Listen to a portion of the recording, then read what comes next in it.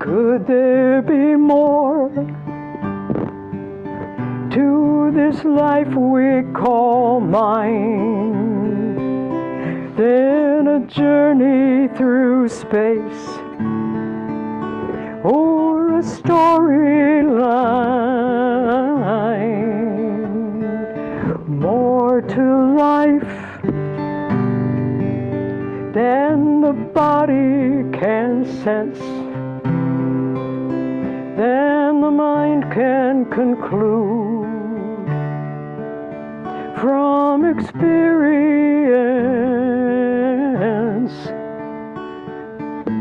Does who we are begin with breath, depend on form, or end with death? Strip away these roles, these names, and tell me what remains. Who you really are. Who you really are.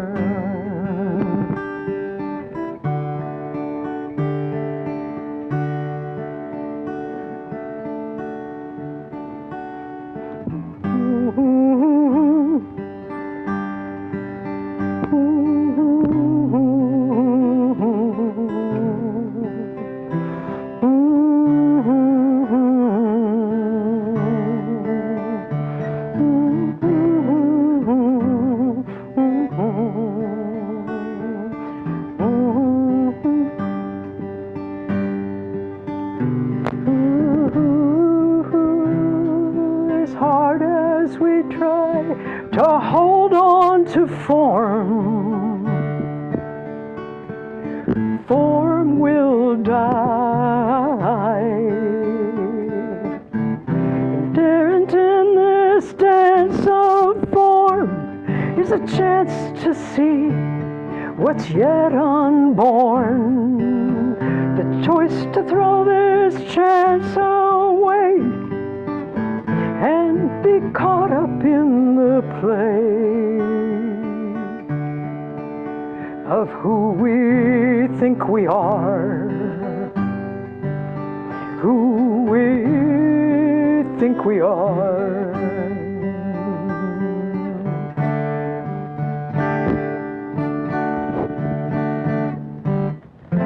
This is your lifetime. It could end at any time. Where's your attention? Where is your prayer? Where is your song? Fortunately, comes a call to be free from this cycle of bondage, this identity, to awake from the dream and finally realize the truth of one's being before the body dies. So before the final scene has passed, see the screen on which it's cast. See what's seeing, this me and you, and then you will see who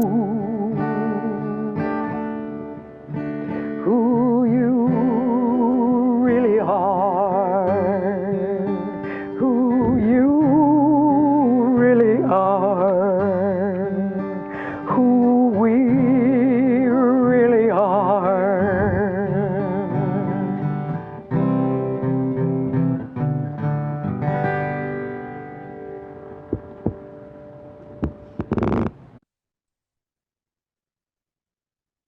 We were on the study of thinking of life as a dream, a bubble, a mirage, an illusion, a a shadow, a reflection. And then Buddha Master gave us examples of how to see life in these various kinds of ways. And he was encouraging us to not analyze too much. I mean, we can use analysis to get us started, but to come to a realization of some things, it's going to be beyond what the ordinary critical thinking mind is going to be able to unravel or to figure it out. Doesn't mean it can't be known. It just means it can't be known through that means, through that mode. And so in the beginning, we do use a little bit of analysis. Our problem is that we carry it too far, and then we're doomed. We're stuck. We can't go any further. And the more we concretize around that, the less ground that we make. And that's why children have a more wondrous sense of reality than we do as we become more and more concretized around the things that we already know. We become hindered, and it becomes more difficult for us to broaden or expand because we become so locked around what we already know. And the more we know, the less we allow for anything that doesn't fit within the principle of the laws of operation that we already know. That's impossible. That can't happen. That's not real. That, so we begin to negate the expansive wisdom that is available. We use words like spiritual, but we don't have to use that word. We can come up with a different word. Honestly, I would consider this inquiry that we take within Buddhism as the not even the science of mind or the science of the universe. I take it as a high technology and a high science that even today has been lost, and we're finding that as we go back in time, that we are able to gain by going back and grasping or picking up some of the ways that were proven through ordinary waking, walking life to be true or superior even to some of the tools that we use today. And that's why there's such an interest and a discovery, interest and wanting to discover the secrets of ancient civilizations and some of the things that they discovered, and they were doing, like they were doing brain surgery in 5000 BC, and to know this should allow us the liberty and the freedom to be open to some concepts that could really bring us clarity in our everyday life, and also help us to achieve the goals that we're trying to achieve in our Buddhist studies that lead to the realizations and the mind of Buddha. So there's a difference in Buddhist studies and Buddha Dharma. Buddha Dharma is the science behind all of it. The studies just lean us in the direction that we can actually uncover, discover, reveal the science behind or the secrets of the universe. So I don't know that many people that talk about the universe. Our Buddha Master certainly did. That's why he could cross-pollinate to the world of scientists, to anything in the world he could relate to, because all worldly Dharma is Buddha Dharma. It all fits within the scheme of um, Buddhism. We're just awakening to it bit by bit. So, as you know, I've been having a lot of dreams. Now, I personally don't keep a dream journal because I also don't keep a waking diary. And if I kept a waking diary, I'd probably also keep a dream journal. But I live every day and I reflect every day. So I dream, and whenever I have a dream, I'm learning how to reflect on that dream so that it's with me the same way the things that I learn in my waking state are with me. So that it becomes my wisdom, not something given to me, but I have to really work with it. I have to like massage it until it becomes my own wisdom. And it may come in this way, but just because it comes in this way and there is a thought around that doesn't mean it's just solely for that. It shows up over here, it shows up over here, it shows up over here. And so my wisdom expands because I can take that one truth and I can apply it in 20 different ways.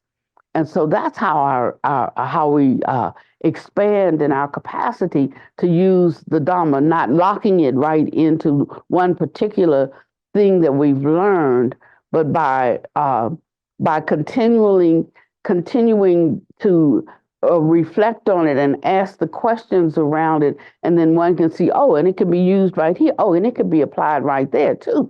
And before you know it, you have a more expansive view of how to make use of the Dharma in your life because it becomes your own. So there is a school of inquiry and investigation, and it's it's called biocentrism. I thank Joe for Joe. Did you send me this article? Somebody. Yeah. Okay.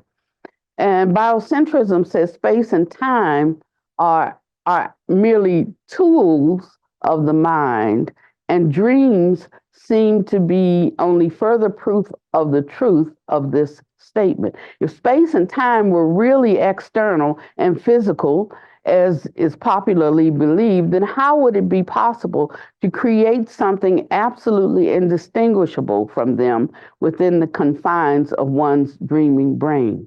We think that our experiences at night are only dreams and that they aren't real. But dreams and what we perceive as reality are basically of the same nature. And if we follow the implications of this in an unbiased way, we arrive at the unification of everyday reality and dreams. And then persistent puzzles regarding the nature of dreams and the nature of reality and the nature of our own lives, they all fade away. Now, this is science now. This is not from a spiritual manual.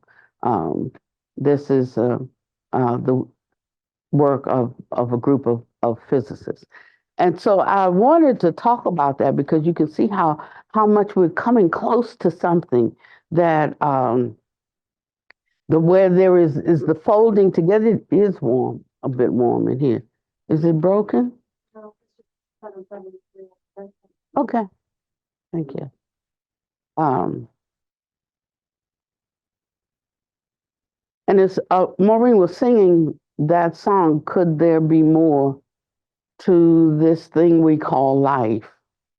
You know, when you start to have these experiences, you start to see that there is something more. So, you know, the tears weren't tears of sadness, but it's like when you're finding something that's too wondrous for you. You know, you're overcome by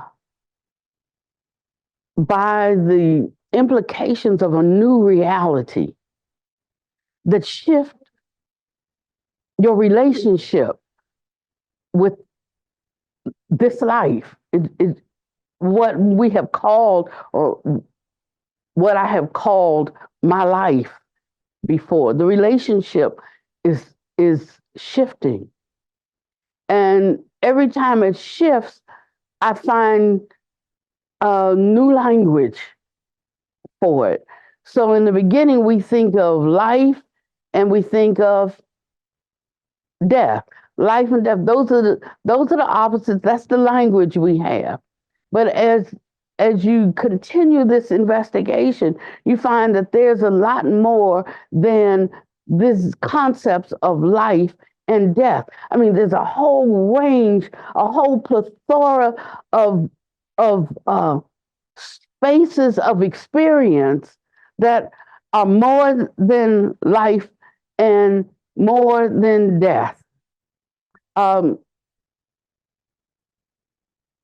it's like having a coloring book and only having a lead pencil and having to paint every, the whole picture just in shades of gray and black. And suddenly somebody gives you the 64 crayon set. When I was in school, we were poor, so I was lucky to have one that had 8 in it or 6 or whatever it was, little flat Crayola set. And then I was so envious of the ones who had the 64. And then they came up with 128. And that was like just over the top ridiculous, But I would be so jealous because they had all of these colors. And I'd always sit at a table with someone who had the larger crayon set, so I could use some of theirs too. But it's something like that. It's suddenly when you've been coloring with just a lead pencil and someone has handed you a box of 64, and it shifts and it changes everything. The word marvelous doesn't, it begins to bring a sense to that word marvelous existence. And it doesn't mean like this existence gets so marvelous. That's what's shifting for me. It's not so much that this existence gets so marvelous, but there is this marvelous existence of which this is just a color. And so your world starts to change and enlarge and become something more than waking up, walking through the day with its joys and its sorrows, and going to bed and getting Groundhog Day. And so I'm overwhelmed by the experience of the dreams. I want to remind you of the dream. There was a dream and I woke up. When I woke up, Buddha Master said, now go back into that dream and change this. So I just said, okay, turn right over. I was right back in the dream. And then I changed something and it changed in the dream. So then I wake up and he says, now do the same thing in this dream. I wake up in this life. Now I'm going around trying to do a genie blink, trying to change things. And so, it ain't working. It's not working for me. So I haven't gotten to the chapter where something's going to happen. But I tell you, something's going to happen. And it's not because of me. It's because that is the nature of the reality. That's the universal law. I'm just outside of it at this time. In my ignorance, I'm outside of it. So it can't operate for me because I'm not in it. I'm not. And so that's the kind of growth that we have as we practice the Dhamma. It is really not about learning spiffy things, and just talking stuff. It is about stepping actually or really stepping into the reality of the nature of the universe. And then when I'm saying the universe, I don't mean just our universe. I mean all of creation, all of what there is, and that out of which all of that comes. And And while it becomes impossible at some point to begin to properly or adequately describe it, um, we can yet know through direct experience that this is all real. And we have to start someplace. So we start with language prajna. And if we're starting with language prajna, we're at one, integer above zero, from where we're going from that nothing or don't know to something and know something.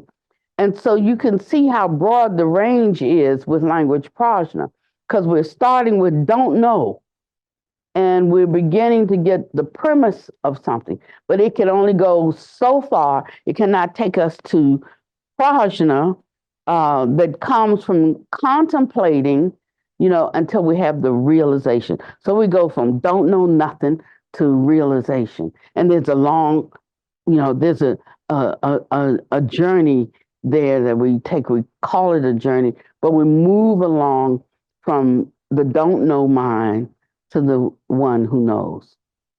And they always said the one who doesn't know is the one who speaks, and the one who knows does not speak. So there comes a place that there is not much more that can be said, yet it can be experienced. So when we're on the knowing side, on the not knowing side, there's a lot of talk. But as you start moving towards the knowing side, there is less talk, because the truth becomes inexpressible. It becomes knowable, but inexpressible. So science is saying dreams are more real than anyone thought.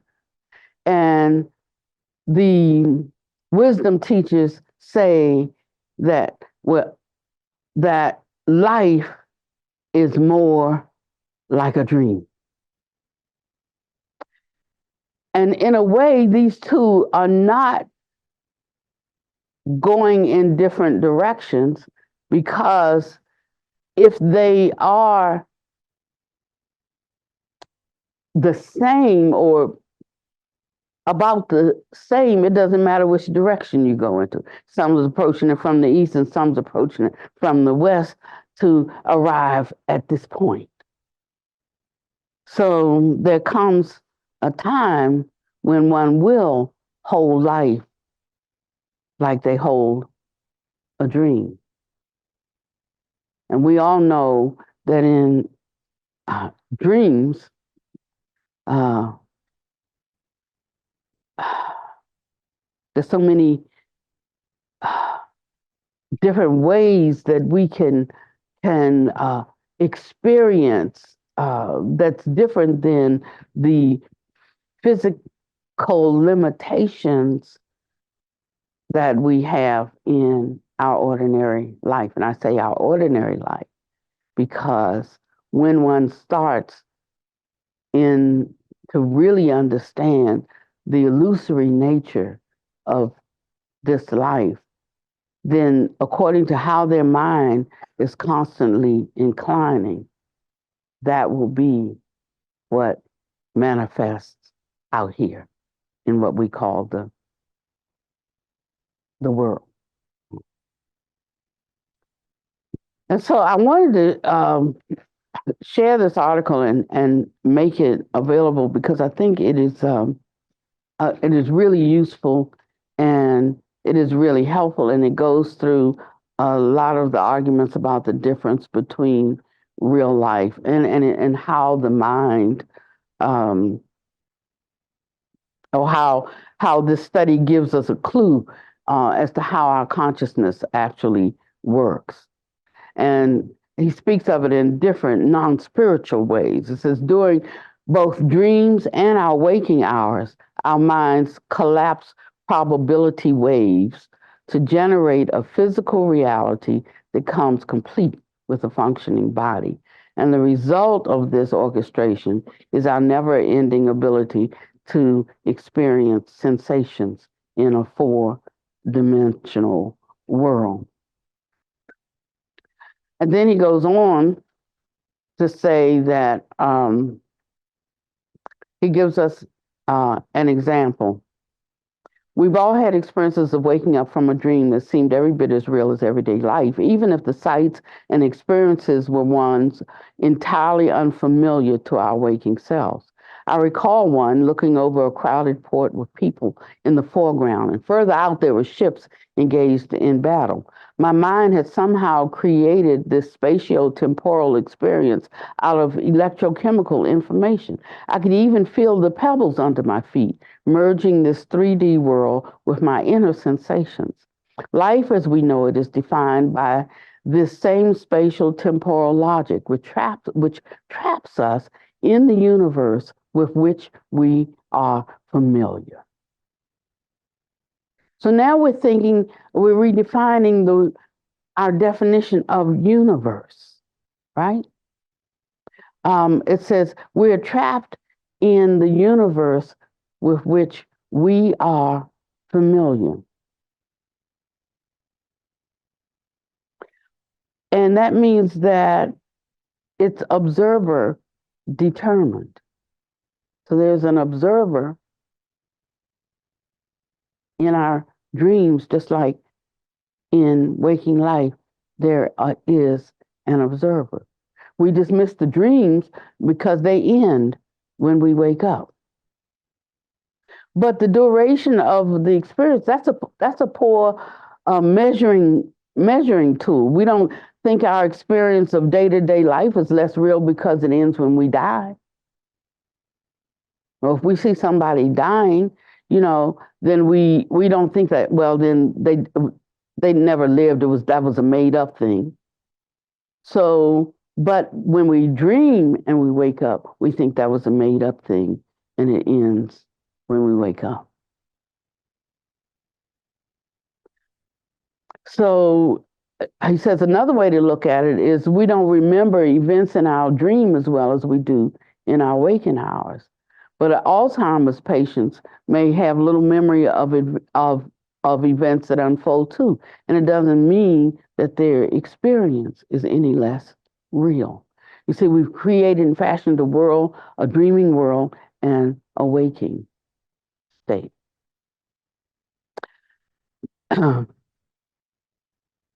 And I just thought that it helps us because in real life, as in dreams, we have the collapse of probability waves, and that's a critical component of multidimensional realities and that the mind creates. Now, where is this mind? Somebody might say, well, I think it's in the brain. Well, maybe you have found some evidence of the working of the mind in the brain, but it doesn't mean that the mind is in the brain. And that's where we get a little stuck because we think a mind is in the brain. Whenever we even talk about mind, we're thinking about the brain. And that's the languaging of this dimension or this universe that we are functioning in, and our terminologies and the things that we have locked ourselves into as real although we don't know the conclusions that we draw, imprison us in this universe, and we cannot move beyond, or this dimension, I'll say, and we cannot move beyond it. And the only way that we're going to be able to move beyond it is the willingness to relax the constraints of the terminology and the, I want to use the word views, but I don't want you to misunderstand, because he's not saying don't have any views. He's just saying don't be attached to them if you want to go further. If you don't want to go further, you can just lock on to the ones you have and you're good to go. But if you want the the wisdom that's not the leaves in the hand, but the leaves in the forest, then that's what it's going to require. And what you will see is that the only barrier that we have is our clamping down on our limited experience, and holding fast to that prevents any further realization. So it's not that something hasn't come, it's not that the time hasn't come, it's not anything out here hindering, it is only the limitations that we place, upon ourselves and what is actually possible. Now, I don't know about you, but I'm going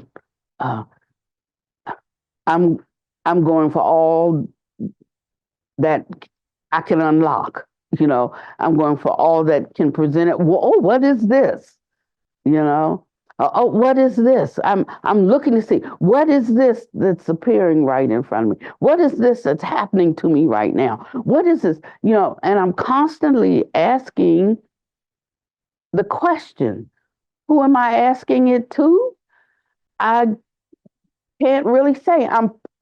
I'm posing the question to the universe, and I'm thinking in part that I am part of the universe itself. I definitely am part of it, but I'm thinking that if you are a part of something, the totality of the seed of the whole thing is in you.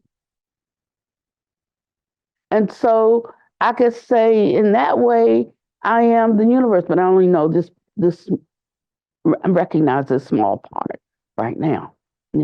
But as I shift my thinking about who and what I am, I increase exponentially the capacity to know myself. And I am the universe. So there's nothing outside of my capacity, my ultimate capacity to know. So I'm learning myself. I'm learning who and what I really am. And this whole part about impermanence, the key principle of that part is that any manifestation that occurs requires a mixture of things for it to become something. So nothing is not nothing, but something is the mixture of a series of events or things that create something else. And that once you take away some part or some component of that, then it ceases to be. That's all impermanence is. It is the compounding that creates something for a period or space of what we call time. So it becomes a birth of something that has a span of which it appears as that, and then that falls apart. And we use a word like death or decay, but they're just words to speak of the uncompounding of something that compounded. And when I'm looking at my life, looking at my day, what has transpired over the course of the day, the reason why I can accept now that it is impermanent is because I'm beginning to see how things come together, how two situations come together to create something. And so the illusoriness of it is the fact that the mind brought these together, and they create some scenarios, some drama. We were talking at the nunnery. Busita gives a class every uh, on Tuesdays and Fridays. So I was at Tuesday's class, and after the class, like we just talk about what we got from that, and what we got from Tuesday's classes. Like all of this whole day is just a drama, that I'm creating, by looking at, examining, classifying uh, the flowing together of phenomena in the course of the day. I mean, if I didn't call it anything, it wouldn't be anything. But I make everything something, So I got something to say about it. I got some kind of way I'm thinking about it. I got a response of how I'm going to act in relation to it. I got, and moment by moment, I am like click, click, click, click, creating with my artistry, good or bad. I'm creating a temporary, um, just a temporary reality. And so it doesn't mean that we throw the baby out with the bathwater. We just start to see what's behind the screen. It's like that we've got a screen back there in the back of the Dharma hall, and we got a lot of stuff behind that screen. We got junk, stuff we need to throw away. We're like, oh, we might need this next year. That's me. Buddhists, no, we don't need this. And I'm like, Buddhista, we might need it next year. I'm looking for something now that we had 4 years ago. And I said, where is it, Buddhista? And she said, I don't know. I never saw it. And then, she's what do you call maybe a minimalist or something like that. Just like, if you're not going to use it for 2 years, good chances 2 years from now you can find something else you can use then. So we're not going to keep this now. And so we tussle a lot about, because I'm always mad because something's been thrown away. Like, I need it now. And then we haven't needed it for 4 years, So do you really need it? Or if you need it now, maybe it's time to go back and get it, but not to store everything. But we store everything. So we can't let it go. We're constantly storing. And that is framing our perception. Every day, 10 times a day, we could be having a new insight, a new revelation, something that expands our understanding, and ergo our capacity to interact favorably in the world. It's a way that we would see things when karma's coming to fruition, instead of lamenting because karma caught up with me. It's like, thank goodness this can get done away. I was wondering when that was going to happen. So I mean, there's a whole different way that we can enter into the moments of our day and classify them and examine them and make use of them, instead of how instead of how we hold them and create there for our dukkha. So I am shifting. Every time something comes up now for me, I'm going to look at it, and I already know it's dukkha, right? Because I know what dukkha feels like. I don't have to look at that and focus and say dukkha, I don't have to look at that and feel dukkha. I could feel the rejoicing of something being tied off, deprived of its oxygen, deprived of its bloodline. That's done. And if I have that perspective of dukkha, dukkha ceases to be dukkha. Dukkha is only dukkha if we think it's dukkha. Mm-hmm. And I'm not saying in the beginning of our journey, because in the beginning of our journey, we don't even know we're suffering. Then we read something, we reflect on something, we say, oh dang, this is dukkha, I'm suffering. But you can't like just build a house and move in right there, because you don't get beyond dukkha. You just suddenly see dukkha everywhere.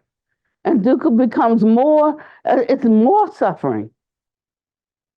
But we have to move on to the end of dukkha. And that's where these kinds of studies, come in. It's easier to appreciate, this process of understanding a dream. It's not as easy to understand it because this waking dream hasn't ended. We can look back at the dream and clearly make that a dream with its own category because it's ended. We know we had that experience, but we're on the other side of that experience now when we wake up from that dream. But this life that we have, because we haven't like died to it, then we think that this is real and that's a dream. And he says, if you think of this life as a dream, the same way we're pressing, we don't even have to really press to get into what you call it? Lucid dreaming. We don't have to press to get in lucid dreaming. We're lucid dreaming right now. Just look at this. And we can understand lucid dreaming. And it's as if I am awake in the dream. And the Buddha says, actually, you are. So now, if I don't accept that as a premise, then there's no way I'm going to be able to verify that, right? So that's how to work with your mind around dreams and reality. I think I'm going to leave you. That's enough of that. I want to shift a little bit.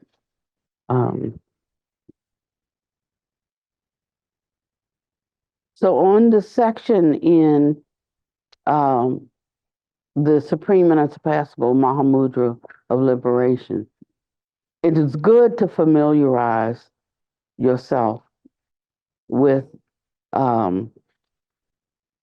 these 10 illusory things and to know that they're produced from conditions, causes coming together to create something. So we think of life as an illusion, as a mirage, as a dream, a shadow, or reflections, as a mirage city, as an echo, like the moon reflected in water, floating bubbles, sky flowers, a wheel of fire made from a revolving flare. And for us, that's pages 179 to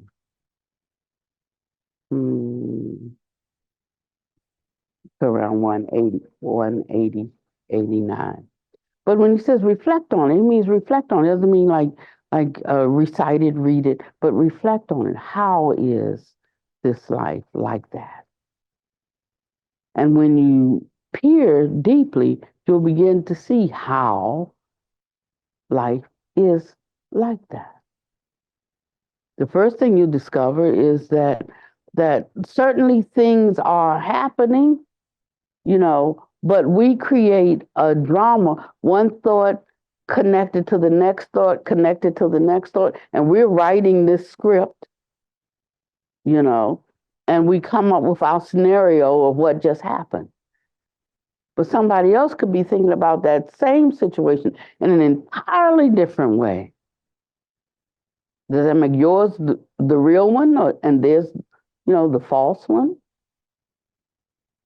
Just seeing how when the thoughts are tied and connected from my own mind, from my own space of understanding, from my own experience, of course, I'm going to see naturally a different scenario than you because it's based upon my experience. And I'm going to try to convince you that my way is the right way to look at this, of course, because I think it is, you know? And so but he's asking us to see that we are connecting dots based on the sense basis. And when we do that, we create a future for this. We define what it is, and we create the trajectory of something. Now I'm talking about when one gets expert in this, then with their mind thoughts, depending on what they connect, it will change the trajectory of things.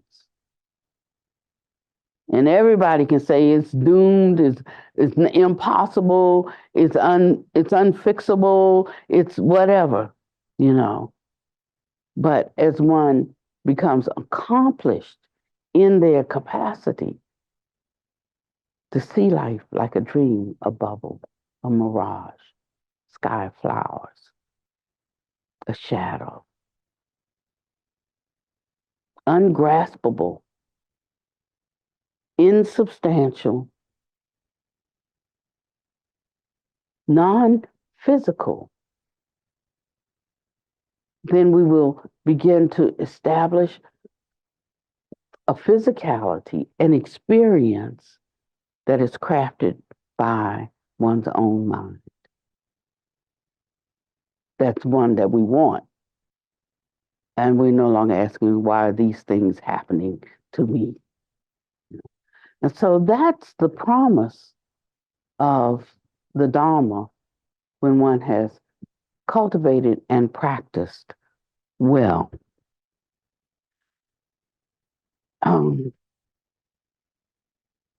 In Busita's talk,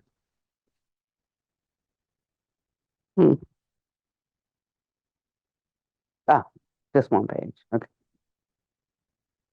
I wanted to bring us into where we are and why we are focusing on certain things. I mean, someplace you can go to 10 places, and 9 places you'll get the same thing, and 1 place you'll get something different.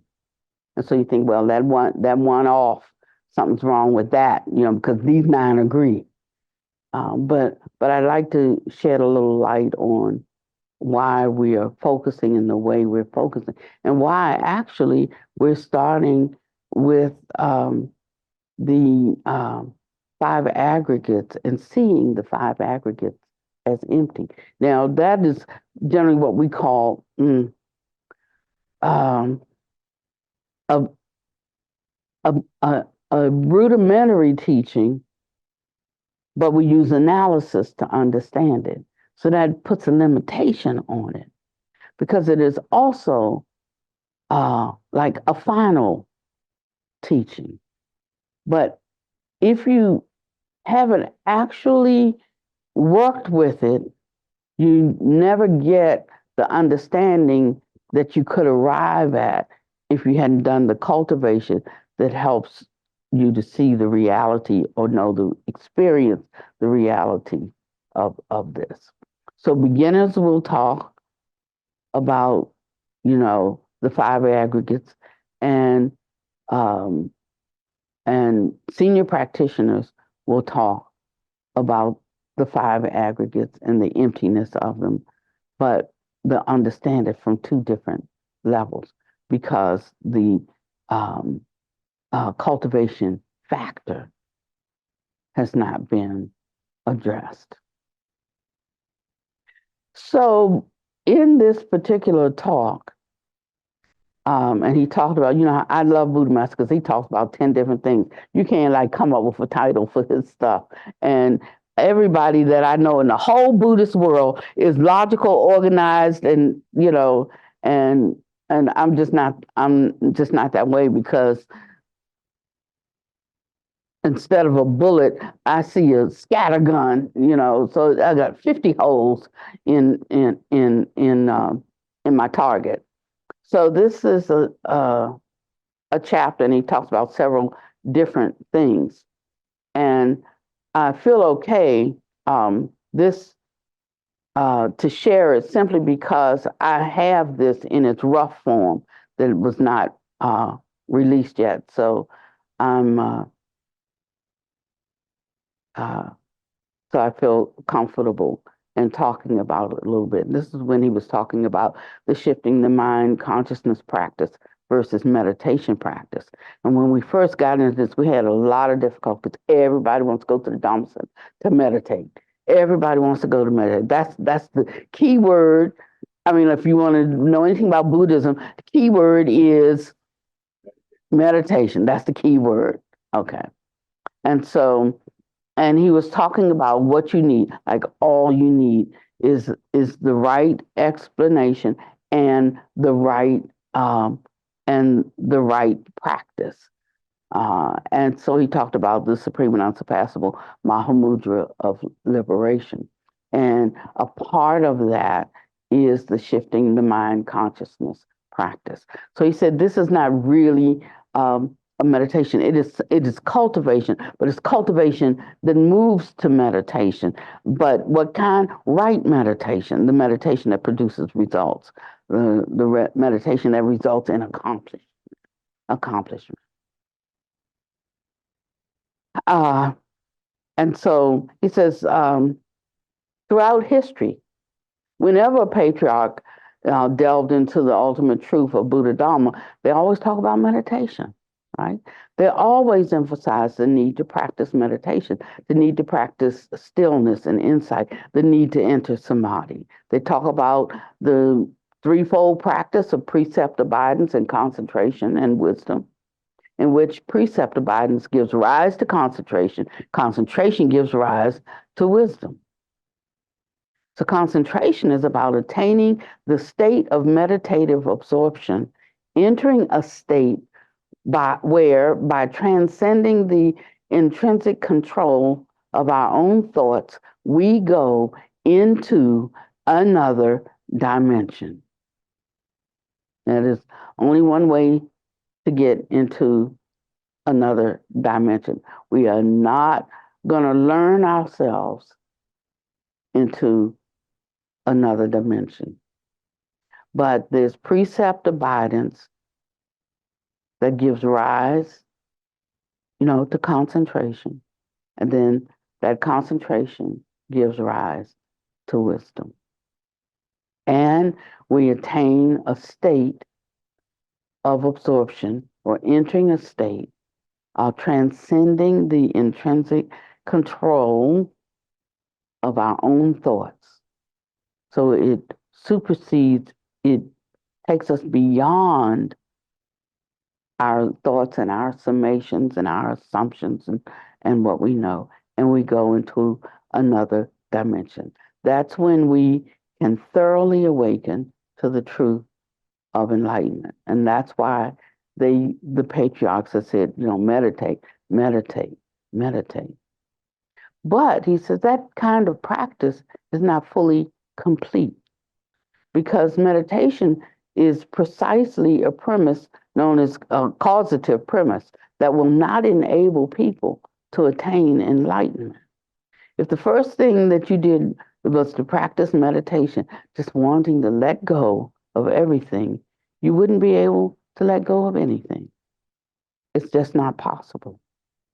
And that's why this kind of Dharma is incomplete.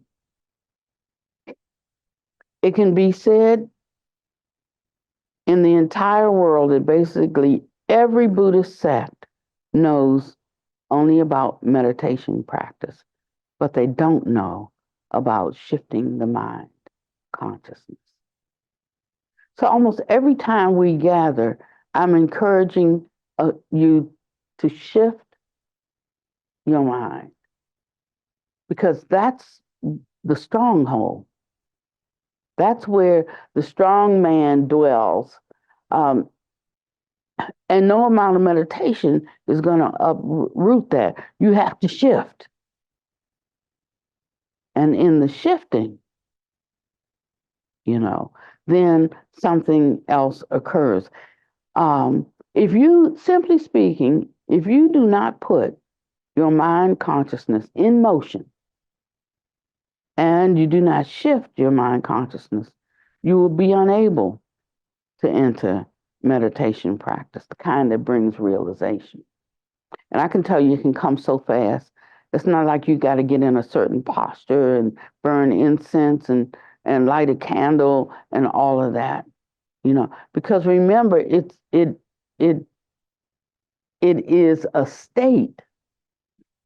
It's not a physical thing. So doing all these physical things is, not going to really produce the state. It has to do with the flexibility of the mind to be able to receive the data that's coming in, and whether one will open to it or not.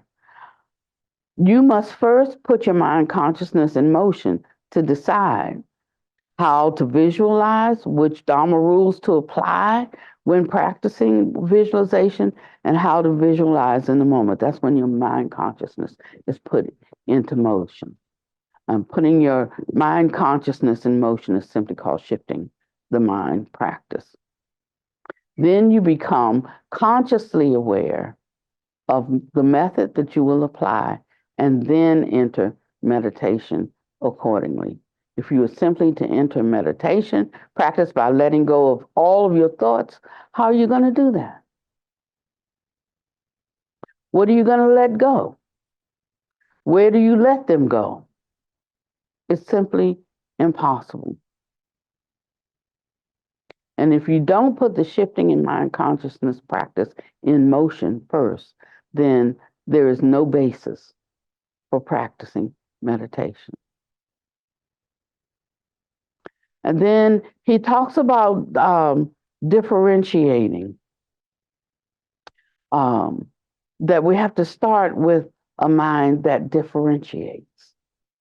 So we don't begin with a non-differentiating mind. We start with one that differentiates. And this gets all into our cultivation, like what we're doing throughout the day, so that every act we are doing it consciously, not pulling up old data, like when you learn how to drive, every time you get in the car, you don't have to learn how to drive all over again, because we have something, sympathetic nervous system. We got some words for it that mean that when you get in there, it's already locked in. And when I sit behind that seat, it's in my muscle memory. It's in everything. I know what to do. I know how to do. So when you first start, you have to do one thing at a time. When you get really good at it, when I did early in my life, I could get the mirror, tune the radio, light my cigarette, back up, do all of it at one time, because I'm not thinking, what do I do first? What do I do next? Then we do this. It just becomes automatic. And that's how this will get to be for you in life. Every minute, it's like talking in your head. Every minute, there is something reminding you of your vow, reminding you what you promised, how you were going to act or behave, reminding you of what you're going to do or you're not going to do. While it's happening, it's saying, look at what you're doing. Look, listen to you. Listen to your thoughts. It starts to nag you, and how wonderful that is. One knows then that they are cultivating because they have a constant Dharma companion whispering in their ear. Even if you do the thing because, I'll work on that harder tomorrow, but today I'm right in this space, and this is the best I can give you today. And so you give yourself that, and then you think later on, I could have done better than that. Like I will next time. Okay, next time. But one of those next times, you're going to do it that time. You see. And so, but it's like this. So when we talk about this sound, I'm going to tell you there's a sound that awakens that's constantly helping you to reflect of what you're thinking about doing, what you're doing right now, and what you did. You never get away from it. The only way to get away from it is to stop, just give up your practice. That's the only way. That's the only way. You will always be in that space of cultivation. It's uh, like ripping that cord that starts the lawnmower, and it just starts. You crank it a few times, and it didn't happen. And then one time you rip it and when you got there, you're like, I'm on a roll now. And so it's like that. And it'll run until it either runs out of gas or you turn it off. So sometimes we turn it off, like we don't want to hear anymore. Like it's too hard for me, to even bear, because I'm just not in a place where I can do that yet. He says, that's fine, don't turn it off. Just let it run in the background. And without realizing it begins to shift. You begin to shift in a chord. You begin to line up with it like a tuning fork. And you find the capacity to do what you couldn't do before, and to lay down that which doesn't serve your objective, not somebody else's, yours. And you start to decide what one wants for oneself and what one doesn't want. And in the beginning, we may have thought in our being goody two shoes that we want to do this and we want to do that and we want to do the other, because we're used to trying to be good. We are. By the time you get to this space in your trajectory on your spiritual journey, you have a desire to do good, you delight in doing good, and you want to do good, and you think you should do good, and you're always trying to do good. Sometimes we don't make it, but it's constantly in us. But there comes a place. That's when we're at the space of we're understanding differentiation. This is useful. This is not. This is harmful. This is not. This is, and we're making those distinctions. But then you can't stop there. You have to go to the place that one has a non-differentiating mind. Now that one's going to get hard. It gets hard for spiritual people to move into that place of non-differentiation. First of all, we apply it in the wrong way. So non-differentiation means that we're not holding anything, any view, any way too tightly. He said, it's like playing a stringed instrument. If it's too loose and it sags, it's a sour tone. If it's too tight, it's too taut, then when you strike it, it breaks. The string pops. And the string popping shows up in frustration, in irritation, in irrational. I just, I was doing good, and then I fell off the bandwagon. We have these kinds of shifts in our movement, in our motion, and in our mental constructs, and that's like string being too tight. And so we just keep adjusting. You are utilizing what do you call those keys? What do you call those things? Yeah. No, what's the little thing that you actually tightening the string with? Yeah, tuning keys. Okay. So you're using like tuning keys, but then the tuning keys have there's something else they need to be on the right pitch, And so the Dharma is what's that blue thing called? Okay. The Dharma is the tuner, and then your tuning keys are how you are assessing and lining up, cooperating with or in opposition to the tuning keys. And so that's how we can always know where we are, because we are the string. And this analogy helps us to know how to loosen and tighten for ourselves. So actually we end up being the string, we end up being the tuning key, and according to how much Dharma is in us, we end up being the Dharma. So he says, dwell, you are the light itself. Rely on yourself. Do not rely on others. The Dhamma is rely on the Dhamma. Do not rely on anything other than Dhamma. So what Dhamma is he talking about relying on? Some words out here? No, we're talking about the Dhamma that has entered in the heart and that guides, that guides everything that we see, hear, taste, touch, smell, and think. And so we shift our reliance, from those sense bases and from sense gate, we shifted to the Dhamma in us. So it depends on how much Dhamma you have in you. And you can only act measurably out of the Dhamma that is in you, the Dhamma that has become your own. So there's no point being frustrated if you haven't reached a certain point. It's ridiculous to be frustrated. It's like I can see, oh, dang, I'm not there yet. There's something I'm missing. What am I missing? I can ask the question, but I'm not going to get upset about it. If I would rather peer and look at it. Why would I even want to do that? What is it in me that would make me even want to do that?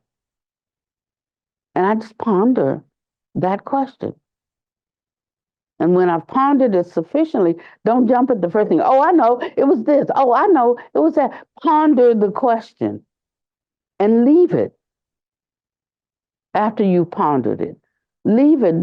You don't have to draw a definite conclusion. Oh, I know, because if you knew and you're wanting to do right, then you wouldn't do it. So obviously you don't know, So ponder the question and leave it alone. And it'll rise up. It'll rise up in you. And you'll see something about yourself that you didn't recognize before. Or you see something about a situation that you didn't consider before. And that's how we gradually grow. It's not just a matter of looking at our behaviors and judging them. It's being able to look at them with wisdom and understanding in non-judgment. And regardless of how much we think about it, however we judge ourselves is really how we judge others, even if we act it out differently from the outside. So that's why, like, a bully acts out, his insecurities differently. You see it differently on the outside because he's bullying people. Whenever I see a bully, I know, the deep wounds, the deep hurts, and that they were bullied, and they feel shame about it, and they deal that off by bullying you. I already know that.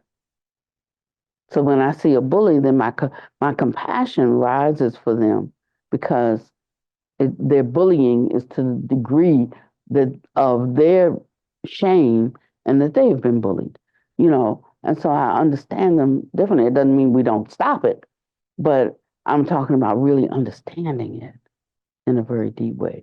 So somebody can come from a particular background where home life is a certain way and think, wow, they rocking with the stars. They got everything. There's nothing wrong in their life. But you can know from how they respond and what they put forward, what they are suffering from. And then it doesn't always have to be in this life. It could be, rebirth linking consciousness. So that's something that's coming to fruition now, because death and life are the same thing, just maybe in two different places, in two different dimensions. But the death in, say, this life is the beginning moment in a different dimension. So my life in this moment, in this world, in this incarnation, was the death of someone, some sentient being. So I'm starting off with stuff that ain't even whose? Mine. I'm starting off with something that's not even mine. But I think about that so that when I tie up loose ends, I'm not tying up loose ends for me, because Pannavati will be done, kaput, through. But I'm trying to tie up loose ends. So for any um, unfulfilled karma that has to come forward, for the container, the vehicle, the vessel of that karma, I want to make it easier for them. So just understanding that gives us a capacity, for bodhisattva actions. When I understand it that way, I'm not doing this so Pannavati will be better in the next life. That's not really the right understanding of this. But whatever being comes in manifests as a result of causes and conditions, producing a body suitable for the ripening karma. I want to create the best possible scenario for that, unless I have attained and I bring an end to this cycling in samsara. If I don't finish this, then I want to leave it in a better place. So it's not for me, but it's for whatever being I am birthing right now with my thoughts and speech and action. That won't affect my daughter, my children, or my spouse,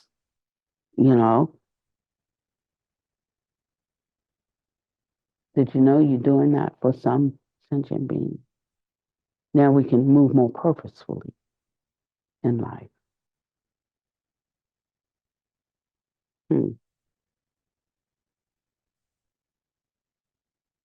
So, so this part and I'm explaining this because it was never laid out for me quite this way. I didn't have enough of a basis when I began my practice of the supreme and unsurpassable Mahamudra of liberation. I'm so grateful and so glad that it was transmitted to us, and I think half of you in here, or maybe more than half, have it, have heard it. But it's better to have a basis and a background because you can make better use of it. It's really, really. Let's say you have a really, really good tool, but you don't know how to use it. You don't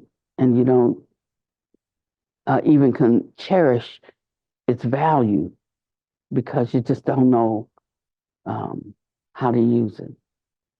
And sometimes we can be in such a hurry to here's all the tools in my tool bag. You need to get yourself a carpenter bag. When I was in construction, we would like get really nice tool bags, right? That we wear. And when you had people come on a job, they want to interview to do some work for you, but you're looking at their tool bag to see if they're real carpenters or not. And it's kind of like that. But when so we want to give it, and we want everybody to have it, and we want everybody to do it. But then they get it and they start with it, and because they don't have a depth of the value of the tool, they can't get the most use out of it. And the last thing that I wanted to share was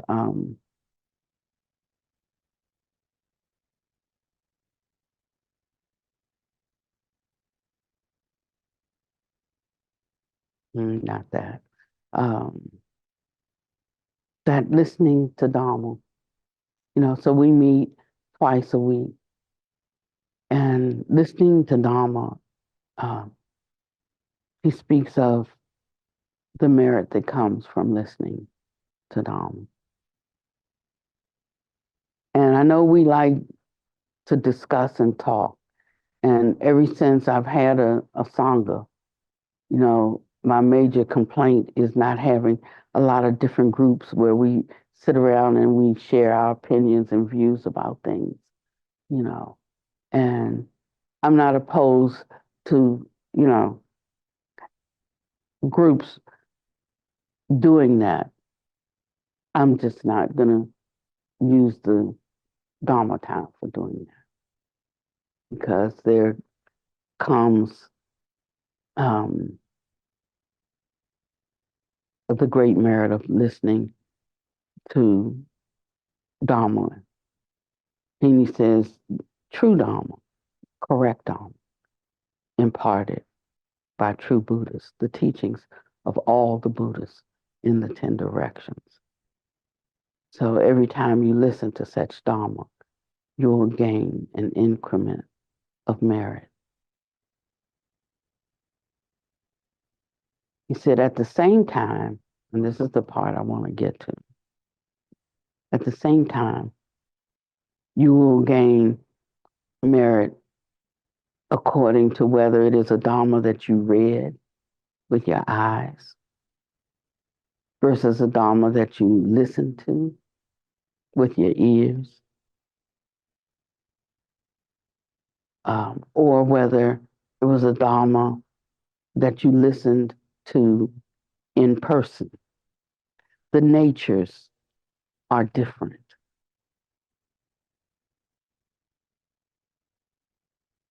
But each time you have the opportunity and the conditions to listen to the Dharma, you're getting one step closer to the Bodhi path.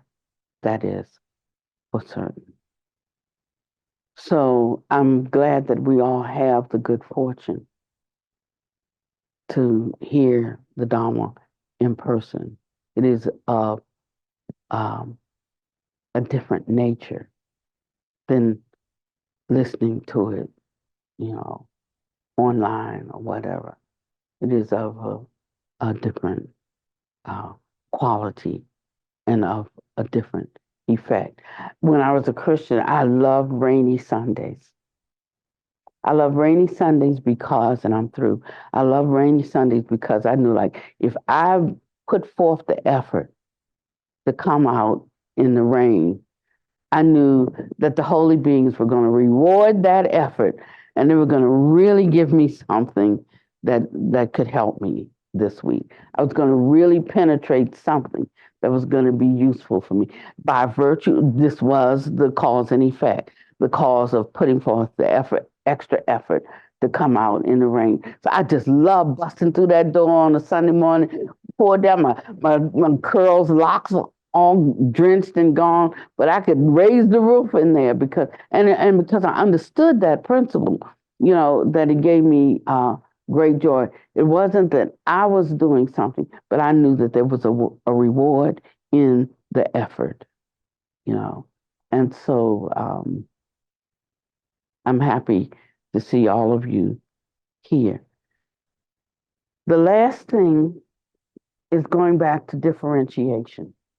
So in the beginning, we're studying and we're learning, how to differentiate what is useful, not useful, what's good, not good, and so forth. But then we have to get to a place that we're in a non-differentiating posture. And that could be a little harder, a little more difficult to understand than differentiation.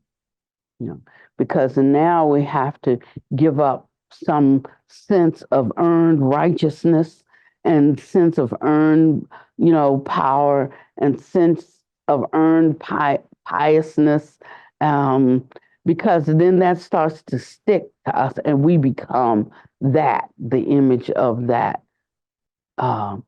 So it's a different aspect of the training to have a full abiding understanding of both wisdom and compassion, because your compassion is going to be limited, by how much you differentiate good and evil and recognize that they're all of one kind. They're on one tandem. They're on one, they're on one line. Hate being at this extreme, and love and total acceptance and forgiveness and all the other euphemisms you want for that on the other extreme. And you just move your measure, push it up this end, push it back that end, push it up this end, but they're all on the same tandem. So then you come into a space when you learn what is good, when you're well practiced at what is good, and when you are doing what is good, that one has to look at what is not good with a non-differentiating mind. And if we don't, we will fall back along that ruler, because we will then display the very behaviors that we find disgusting in others, just that we righteously doing it. Yeah, we just righteous about ours, but hate is hate, vengeance is vengeance.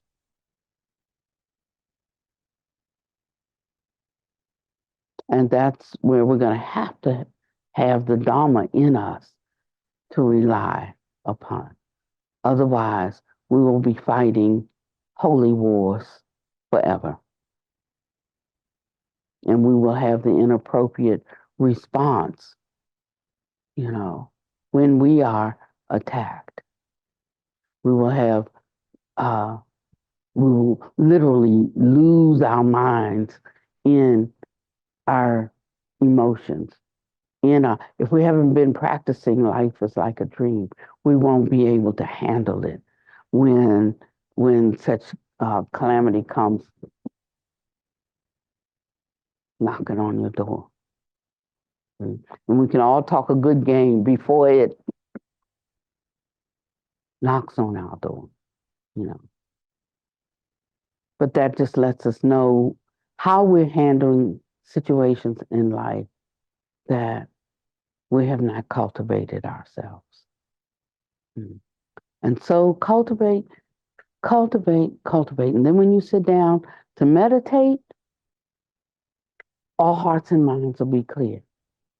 You'll just sit, learning how to sever that string of thoughts that we're always weaving together to create our reality or our drama. That thought will end, and we will start to recognize the space between the ending of one thought and the arising of another, naturally. Just naturally. And in time, we can expand that space or that gap between the thoughts. We can do it when we're sitting, when we're lying down, when we're walking. We can do it in all situations, in all circumstances, because we have the cultivation piece active in our lives. Anybody want to say anything? I thank you for your note. It's so true. And that's why Buddha Master gives so many examples and why our stories are important. Can I? Okay. So Sukha saw a fly in her window, and she wasn't sure if it was dead or alive, but it turned out it was alive. And then because it was still around the next morning and not in the place it was, I might don't have all the facts right, but her inclination was like, ugh, she doesn't want to handle it, she don't want to touch it. She might not have said kill it, but she didn't want to handle it. So, but by the next day, it was still there. So she says, I need to put him outside. At least he can live. And she scoops him up and puts him out and shook him. And then the minute she did it, her mind went to the story that Buddha Master told about the flea and how the abbot was complaining because he snores and he ate dog meat and he did all that, and what kind of monk is that? And he said, what kind of abbot are you? He said, I heard you when you slapped that flea and knocked him to the floor and broke his leg, and that flea cried all night long. And so and then the abbot thought, he said, it's true, I did pluck a flea off of me that night. And so we were saying he was judging him for these outward things, and it showed who was really the most spiritual. So she said the minute she flicked that fly out and it landed on the ground, she said, I wonder if I hurt it. I wonder if I broke his leg. I should have put him down gently, you know. And so, but that's the fruit of cultivation, is what I'm saying to you. You don't have to talk to anybody about this. It comes upon you. It comes as your thought. It comes as your examination. Um, and somebody might laugh at that and think that's a silly story, but it shows the depth of how, when one cultivates, how it gets in you and it becomes your thoughts, and there is that shifting of the mind. And so now the next time that situation happens, she will be more gentle because she's crossed a barrier with this, you see. And it's all of these little ways that we think are like really nothing, but they're everything, because however the mind inclines, whatever one thinks and ponders on becomes the inclination of their mind. So if we're trying to enter into the bodhisattva field, the only field that one can enter is the field of their mind. And that's how you can know where you stand all the time. You can just ask yourself, is that enough? And you might say it is for right now. Or you can say, I'll be happy when I'm thinking that way. But there are many views that I want to hold that I don't hold right now. But I certainly think they are the inspiring views, so I aspire to them. But I don't exactly have it. I just keep reviewing it, looking to see what is the pleasantness in it, what is the victory in it, what is the mastery in it, until I get to that place, I take a leap into that, or I fall over into that mind stream. And then I hold it. I remind myself of it so that I don't fall back. There is a place of no falling back, but it ain't at the beginning. Someone want to, in the middle. Yeah. So thank you.